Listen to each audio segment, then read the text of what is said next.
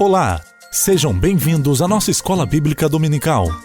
Para um melhor aproveitamento deste estudo, nós encorajamos você a ter uma Bíblia em mãos, assim como papel e caneta para anotações.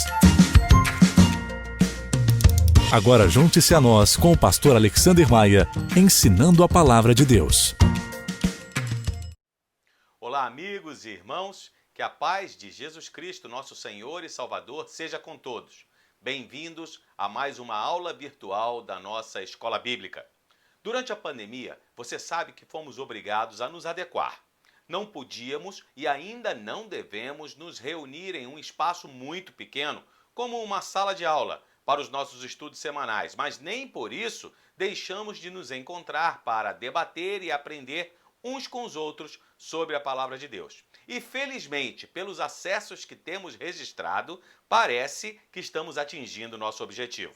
Na última semana fizemos mais um pequeno ajuste. Não sei se você percebeu, mas nós disponibilizamos o vídeo de estudo da semana mais cedo no nosso canal do YouTube. Agora você pode assistir ao conteúdo na quinta-feira. E daí tem mais tempo para fazer as suas reflexões e depois compartilhar o que aprendeu em uma das nossas salas de aulas virtuais, que funcionam nos horários que aparecem aqui na tela, mas que podem também ser vistos com mais calma em nosso site, no link que eu vou deixar na descrição desse vídeo. Já estamos pensando em retornar com os nossos cultos presenciais em nossa igreja, mas ainda não sabemos exatamente como funcionará a Escola Bíblica Dominical. Portanto, fique atento em nossas mídias e esteja bem informado das decisões tomadas, ok? Vamos lá! Estamos na primeira carta que o apóstolo Paulo escreveu a Timóteo, seu filho na fé, companheiro de viagens missionárias e agora designado por Paulo para cuidar da igreja em Éfeso, ainda recém-organizada e que justamente por isso precisa de liderança qualificada para enfrentar os desafios do dia a dia. Embora Timóteo seja ainda jovem, ele era a pessoa certa para conduzir a igreja. E como não sabia quando voltaria a Éfeso, Paulo escreve suas cartas para orientá-lo em sua missão. Entre outras coisas, ele precisa enfrentar os falsos mestres que promoviam falsas doutrinas, precisava aprender mais sobre o culto, sobre as responsabilidades sociais da igreja, sobre como enfrentar seus próprios medos e também sobre a liderança e funções pastorais. Tendo encarregado Timóteo da responsabilidade de garantir que a vida de oração na igreja esteja ordenada e que a adoração pública seja conduzida por homens e mulheres adequadamente, desmistificando a falsa acusação de machismo contra o apóstolo Paulo, como vimos na nossa aula anterior, ele agora prossegue e aconselha acerca daqueles a quem foi transferida a responsabilidade de certos ofícios na igreja. Paulo entra na questão da supervisão pastoral da igreja e das qualificações que os pastores devem ter. Bíblia e bloco de anotações em mãos. Primeira carta de Paulo a Timóteo, capítulo 3, verso 1. Esta afirmação é digna de confiança. Se alguém deseja ser bispo, deseja uma nobre função. Este permanece sendo um tópico de vital importância em todo lugar e em cada geração, pois a saúde da igreja depende grandemente da qualidade, da fidelidade e dos ensinos dos seus ministros ordenados. Quem sabe você esteja dizendo agora, peraí, pastor, eu estudei o texto bíblico e fiquei confuso. Paulo vai falar aqui de bispos, mas e os pastores? E os presbíteros? Muito bem, você tem razão. A Bíblia faz uso mesmo destas palavras em referência à liderança na igreja. Então, primeiro eu quero compartilhar o significado de cada uma dessas palavras, ok? Pastor é uma palavra comum na Bíblia. Frequentemente se refere aos pastores de ovelhas, pessoas responsáveis pelos rebanhos. Tais homens protegiam, guiavam e alimentavam as ovelhas. Encontramos diversas passagens no Antigo Testamento em que a palavra é usada num sentido figurativo, em alusão aos guias espirituais de Israel. Deus mesmo é chamado de pastor desde a época dos patriarcas. O Salmo 23, por exemplo, descreve o Senhor como o pastor do seu servo fiel. O autor, Davi, um pastor de ovelhas na sua juventude, descreve o carinho e a proteção de Deus para com os seus seguidores. Bispo, palavra derivada do grego episcopos, é um supervisor e é usada em referência ao dirigente de uma organização pública ou religiosa, enquanto presbítero ou ancião, em algumas versões, descreve alguém de idade mais avançada, denunciando assim uma certa maturidade. Quando estudamos o Novo Testamento, percebemos sem muita dificuldade que os termos empregados, que esses termos são empregados de modo intercambiável, em referência àqueles que devem ensinar e pregar, dirigir os negócios da igreja, pastorear o rebanho de Deus e preservar a igreja das heresias. Se é assim, então pastores, bispos e presbíteros não são três ofícios diferentes, e sim três palavras que descrevem aspectos dos mesmos homens. E diga-se de passagem, nada tem a ver com os títulos eclesiásticos usados nas diferentes confissões cristãs. Lembro ainda que quando Paulo afirma que quem almeja ou deseja ser bispo, almeja uma nobre função, ele não está se referindo a uma ambição pessoal de prestígio e poder que possa vir junto com o ministério ordenado. Ele está, na verdade, reconhecendo que o pastorado é uma função nobre, porque envolve cuidar do povo de Deus, dando condições para o seu desenvolvimento, e que é louvável desejar ter esse privilégio. É justamente por reconhecermos que é um dom do Espírito Santo de Deus, dado a quem ele escolhe para servir a igreja desta maneira, e não uma posição de destaque para alguém que deseja ser servido, nós batistas decidimos reconhecer dois oficiais na igreja apenas, pastores e diáconos. Isso não quer dizer que os irmãos presbiterianos estão errados. Lá eles usam pastores e presbíteros. Assim como também outras denominações que usam bispos e pastores. Nós entendemos que reconhecer apenas pastores e diáconos como os oficiais da igreja é mais simples, mais fácil e mais bíblico, e particularmente nós estamos satisfeitos. Essa seleção de candidatos para o pastorado implica, de acordo com Paulo, três pontos principais: o chamado de Deus, a aspiração e a convicção no coração da pessoa e passar pelo exame criterioso da igreja, quanto a se o candidato atende aos requisitos que o apóstolo agora passa a apresentar. Verso de número 2. É necessário, pois, que o bispo seja irrepreensível, marido de uma só mulher, moderado, sensato, respeitável, hospitaleiro e apto para ensinar. Não deve ser apegado ao vinho nem violento, mas sim amável, pacífico e não apegado ao dinheiro. Ele deve governar bem a sua própria família, tendo os filhos sujeitos a ele com toda a dignidade. Pois se alguém não sabe governar sua própria família, como poderá cuidar da igreja de Deus? Não pode ser recém-convertido, para que não se ensoberbeça e não caia na mesma condenação em que caiu o diabo. Também deve ter boa reputação perante os de fora, para que não caiam em descrédito nem na cilada do diabo. O primeiro requisito de caráter geral é que o bispo ou pastor seja irrepreensível. Isto não significa ser imune a erros, porque neste caso apenas Jesus seria qualificado para a função. Paulo está falando do reconhecimento público de sua conduta irrepreensível. O restante do parágrafo está ocupado com os padrões de caráter e conduta que deveriam marcar o supervisor. A falta de qualquer desses padrões o desqualificaria para a liderança na igreja. Está claro que sua vida na igreja não pode ser considerada como independente de sua vida pessoal e doméstica.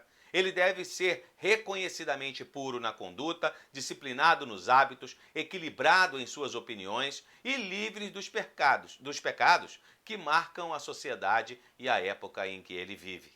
Olhando para essa lista de Paulo, nos parece que o requisito marido de uma só mulher é o que tem causado um debate mais longo e angustiante entre os estudiosos da Bíblia. A quem Paulo deseja excluir? Algumas suposições têm sido levantadas. Primeiro, sugere-se que Paulo esteja excluindo aqueles que nunca se casaram. Certamente ele presume que os pastores normalmente se casem, como eram casados os outros apóstolos. E sem dúvida a experiência do casamento e da vida familiar é algo que em muito contribui para o exercício do ministério. Posição que na verdade não se sustenta diante da afirmação de Jesus que alguns são chamados para permanecerem solteiros. A segunda sugestão, defendida por poucos, era a de que o líder deveria ser uma pessoa que nunca tivesse pecado sexualmente em sua vida. Também pouco provável numa igreja formada por pessoas que vinham do paganismo. Outra alternativa sugere que Paulo está proibindo a poligamia, o que também parece pouco aceitável, pois na prática já não era mais aceita tanto no judaísmo da época como também no mundo greco-romano, apesar de ser licencioso. Houve também a sugestão de que o texto se refere ao novo casamento de líderes viúvos, o que, na verdade, também não se encaixa no pensamento de Paulo, como visto na carta que ele escreve aos Romanos. Uma quinta possibilidade de interpretação entende que Paulo está se referindo aos divorciados, o que, à luz do ensino neotestamentário sobre o divórcio, se mostra uma real possibilidade. Mas uma última interpretação, e provavelmente a mais plausível, afirma que Paulo está se referindo à fidelidade conjugal, opção claramente defendida na tradução da renomada New English Bible. A maioria dos comentaristas bíblicos também prefere essa alternativa, pois afirmam que, se Paulo desejasse, usaria a palavra divórcio, como fez em outras cartas. E, além do mais, todas as outras qualificações exigidas do pastor e também dos diáconos, como passaremos a estudar em seguida, dizem respeito ao seu presente e não a seu passado. A segunda função eclesiástica mencionada por Paulo nesta carta é o diaconato. Segundo o comentário bíblico NVI, a palavra diáconos ela é encontrada mais de 30 vezes no Novo Testamento e é normalmente traduzida por servo ou por ministro e denota alguém engajado em prestar algum serviço particular.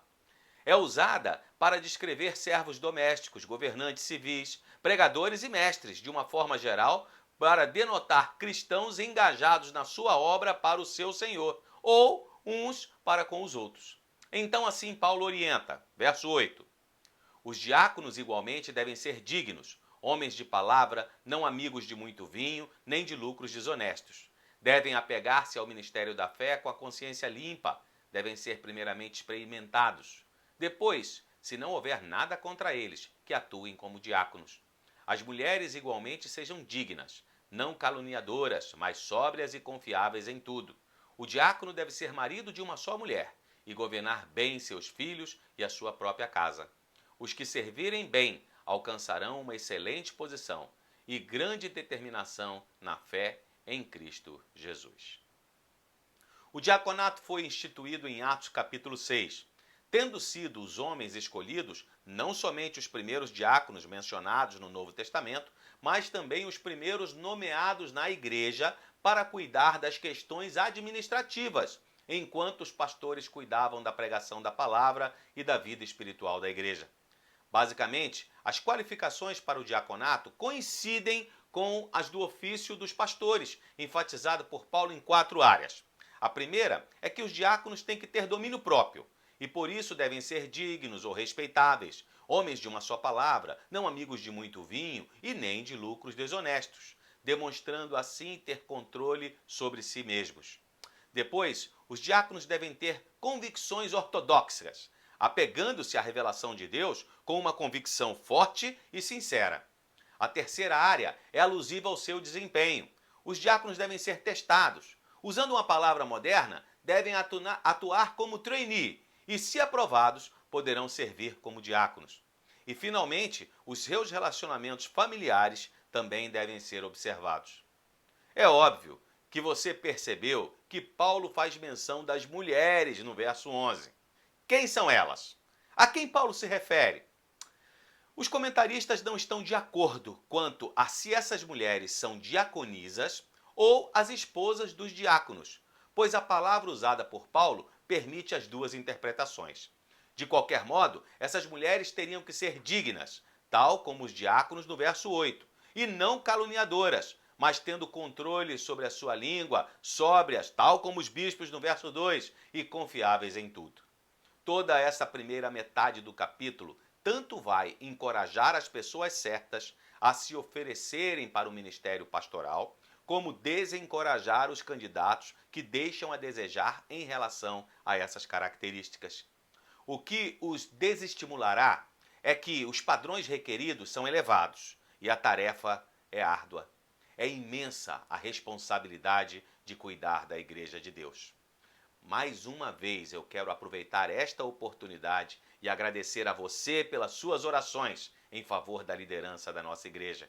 Nós, pastores e diáconos, dependemos integralmente da orientação e do suporte do Espírito Santo de Deus para desempenhar bem as funções que a nós são confiadas.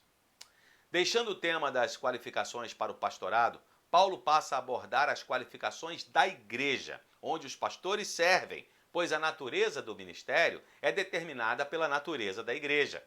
Ele revela sua esperança de logo se reunir com Timóteo, se não em Éfeso, com certeza em Mileto. Mas ele reconhece que este plano pode não dar certo. Por isso, ele se vale de escrever uma carta para ter certeza de que as suas instruções alcancem o jovem pastor. Vejamos o verso 14. Escrevo estas coisas, embora espero ir vê-lo em breve.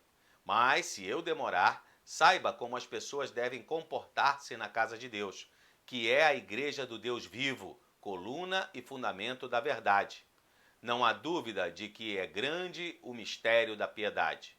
Deus foi manifestado em corpo, justificado no Espírito, visto pelos anjos, pregado entre as nações, crido no mundo, recebido na glória. O desejo de Paulo é estar presente, é fazer ele mesmo as correções e os ajustes que precisam ser feitos na igreja, mas isso pode demorar. E ele precisa dar instruções sobre o que Timóteo deve fazer até que ele chegue. Por uma deliberada providência de Deus, as cartas do Novo Testamento vieram a ser escritas e foram preservadas para a edificação da igreja também nas gerações posteriores. Se as instruções dos apóstolos com respeito à doutrina, ética, unidade e missão da igreja tivessem sido dadas apenas sobre a forma oral, a igreja teria ficado como um viajante sem um mapa ou como uma embarcação sem leme. Mas pelo fato de as instruções apostólicas terem sido dadas por escrito, sabemos o que, de modo outro algum, nós teríamos tido conhecimento, ou seja, qual deve ser a conduta das pessoas da igreja. Paulo emprega 3 expressões para descrever a igreja, cada uma das quais ilustra um aspecto diferente dela. Afirma primeiro que a igreja é o oikos, ou a casa, a família de Deus. Quando nascemos de novo do Espírito, nos tornamos membros da família de Deus. Nos relacionamos com Ele na condição de nosso Pai e com os demais crentes como irmãos e irmãs, usufruindo da rica unidade na diversidade. Em seguida, Paulo descreve a igreja como uma comunidade inigualável, pois é a igreja do Deus vivo. O termo igreja tem muitos significados, todos muito importantes, mas em seu significado básico, abrange todos os que ouviram e atenderam à vocação divina, que são os chamados por Deus. É óbvio que podemos adorar a Deus em qualquer lugar, mas quando estamos reunidos em eclesia, em assembleia, a coisa é diferente. O pastor John Stott explica assim esse momento da igreja. Em nosso culto, dobramo-nos diante do Deus vivo. Pela leitura e exposição da sua palavra, ouvimos a sua voz falando conosco. Encontramo-nos com ele à mesa do Senhor, quando ele se dá a conhecer diante de nós pelo partir do pão. Em nossa comunidade, amamos uns aos outros, tal como ele nos amou primeiro, e o nosso testemunho torna-se mais arrojado e mais urgente. De fato, os descrentes que entrarem em nosso meio confessarão que Deus realmente está entre vocês. Você sente falta dos nossos cultos presenciais? Então prepare-se. Já estamos nos organizando e em breve, se você não pertencer ao grupo de risco da Covid-19, você poderá estar conosco tanto aos domingos quanto às quartas-feiras. A terceira descrição que o apóstolo faz da igreja é coluna e fundamento da verdade. O que Paulo quer dizer com verdade? Refere-se ao fato de que Cristo Jesus veio ao mundo para salvar os pecadores. Mas não há dúvida de que o apóstolo tem particularmente em mente o mistério da piedade, que ele elabora no verso 16. Que segredo é esse? Não é outro senão o próprio Jesus Cristo, o segredo revelado da verdadeira piedade. sua encarnação em todos os seus aspectos, a sua obra salvífica em especial, são a fonte da verdadeira piedade, o que Paulo expõe em poesia extraída provavelmente de um hino cristológico da igreja primitiva. Avançando um pouquinho mais agora para o 4º capítulo da carta, Paulo alerta Timóteo para o fato de os falsos mestres estarem negando o que a igreja confessa e assim levando pessoas a abandonar a fé e a abraçar a falsidade. O Espírito diz claramente que nos últimos tempos alguns abandonarão a fé e seguirão espíritos enganadores e doutrinas de demônios. Tais ensinamentos vêm de homens hipócritas e mentirosos, que têm a consciência cauterizada e proíbem o casamento e o consumo de alimentos que Deus criou para serem recebidos com ação de graças pelos que creem e conhecem a verdade. Pois tudo que Deus criou é bom, e nada deve ser rejeitado, se for recebido com ações de graças, pois é santificado pela palavra de Deus e pela oração. Aparentemente, a situação é fácil de ser compreendida. Certos mestres começavam a espalhar uma visão errada e algumas pessoas ingênuas lhes dão ouvido. São conquistadas por eles e, em consequência, abandonam a fé apostólica. Mas Paulo não tem uma visão superficial do que acontece numa situação assim e explica a Timóteo a dinâmica espiritual do que está por trás de tudo isso. A primeira causa do erro é diabólica. Aqueles que abandonarão a fé agirão desse modo porque estarão dando atenção ou seguindo espíritos enganadores e doutrinas de demônios. Falando sobre a influência do Espírito da Verdade, ele declara que os falsos mestres estão debaixo da influência de espíritos enganadores. Nós temos a tendência de não levar isso muito a sério, mas precisamos lembrar que o diabo, nosso inimigo, não é apenas o tentador. Ele é também o enganador. E certamente por isso, tantas pessoas, incluindo aquelas que se acham cultas e esclarecidas, têm se deixado envolver pelas fantasias de tantas seitas, filosofias, entre outras coisas que existem por aí. Mas, em geral, o inimigo faz uso de pessoas para enganar outros, os quais Paulo chama de hipócritas e mentirosos, cuja consciência se tornou insensível por submissão persistente às influências malignas, ou porque eles carregam a marca registrada de propriedade do próprio Satanás. A forma específica de erro a que conduzem seus ingênuos seguidores é um falso ascetismo. Eles proíbem o casamento e o consumo de alimentos. O casamento e a alimentação relacionam-se com dois apetites mais básicos do ser humano, o sexo e a fome. Já expliquei em outra oportunidade, mas vou relembrar. Ascetismo é a doutrina que ensina abstenção de prazeres físicos. Propõe um conjunto de práticas, regras e evitações que vê no autocontrole um caminho para Deus. E surge da crença errônea de que a matéria é inteiramente má e o espírito inteiramente bom. Um dualismo que leva à licenciosidade. A resposta de Paulo a esses ensinos heréticos é clara. O casamento e certos alimentos que os falsos mestres estavam proibindo são dádivas ou presentes que Deus criou para serem recebidos com ações de graças pelos que creem e conhecem a verdade. Como pode alguém desprezar o casamento e ainda proibi-lo quando ele foi instituído por Deus? Como pode alguém ordenar a abstenção de certos alimentos, uma vez que Deus os criou para serem recebidos com ações de graças? O que Deus fez e nos deu é para ser recebido e devemos agradecer-lhe por isso. Todas essas verdades precisam ser transmitidas por Timóteo aos irmãos. Então Paulo diz: se você transmitir essas instruções aos irmãos, será um bom ministro de Cristo Jesus, nutrido com as palavras, nutrido com as verdades da fé e da boa doutrina que tem seguido.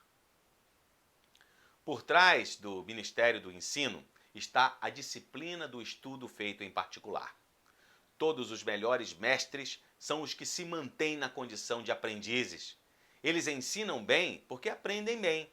Assim, antes de ensinar a verdade a outras pessoas, é necessário que primeiro nós mesmos tenhamos nos alimentado dela. Deixando a metáfora da nutrição, Paulo agora passa para a vida de exercícios de um atleta. Sendo jovem, Timóteo sabia da importância de praticar exercícios. Ele sabia que um treinamento é essencial para os atletas que pretendiam competir nos jogos, algo que era muito popular em todo o Império Romano naquele tempo. Assim ele diz: rejeite, porém, as fábulas profanas e tolas, e exercite-se na piedade. O exercício físico é de pouco proveito. A piedade, porém, para tudo é proveitosa, porque tem promessa da vida presente e da futura. Alimentação disciplinada e exercício físico são duas coisas indispensáveis para a saúde do corpo. Assim também ocorre no discipulado cristão. O que constitui o nosso alimento espiritual, como Paulo já esclareceu, são as verdades da fé e da boa doutrina. Quanto aos exercícios, que sejam também espirituais, baseados no temor e no amor a Deus. Pessoas piedosas são pessoas tementes a Deus, que passaram pela impressionante revolução da conversão cristã, deixando de ser centradas em si mesmos para ser centradas em Deus. Fábulas profanas e insensatas deveriam ser rejeitadas no processo. Havia uma tradição judaica de inventar histórias a partir do Velho Testamento, prática atribuída a senhoras idosas que costumavam a ser boas contadoras de histórias. Paulo, no entanto, alerta que essas histórias estavam confundindo a cabeça dos cristãos em Éfeso e em nada contribuíam para a edificação da igreja.